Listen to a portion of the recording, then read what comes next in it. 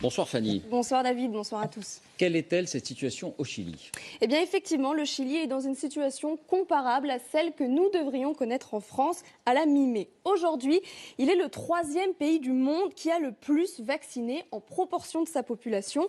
36% de la population chilienne a reçu une dose de vaccin. C'est à peu de choses près là où nous en serons mi-mai.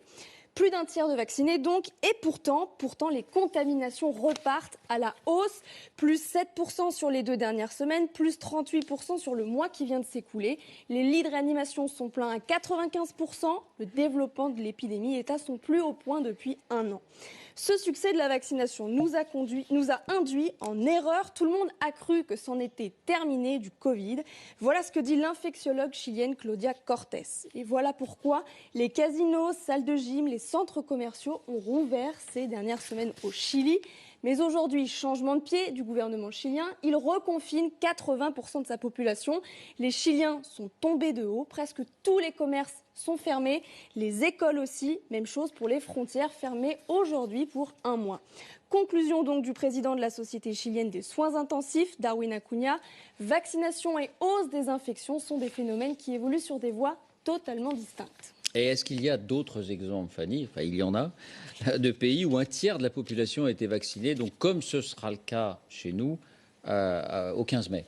Oui, il y a aussi le Bahreïn. 31% de la population y a reçu une dose de vaccin. 5e pays qui a le plus vacciné, là encore, en proportion de sa population.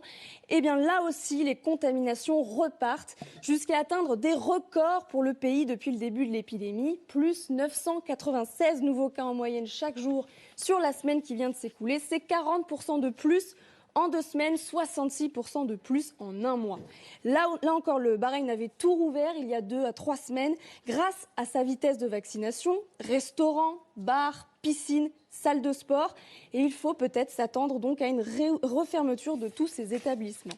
Enfin, 3e et dernier exemple, les États-Unis. Là aussi, 31% de la population a reçu une dose de vaccin. 4e pays au monde en termes de vaccination proportionnellement à la population.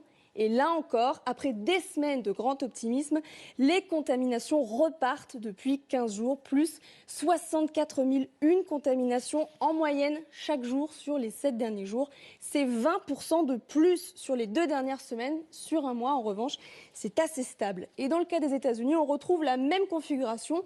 Tout était en train de rouvrir, les restaurants, les cinémas, les boîtes de nuit, les salles de sport et même les salles de spectacle, notamment à New York.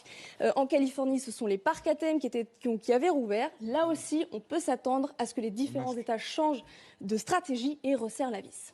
Merci Fanny. Et puis merci à Morgane Pope qui a permis le duplex tout à l'heure avec le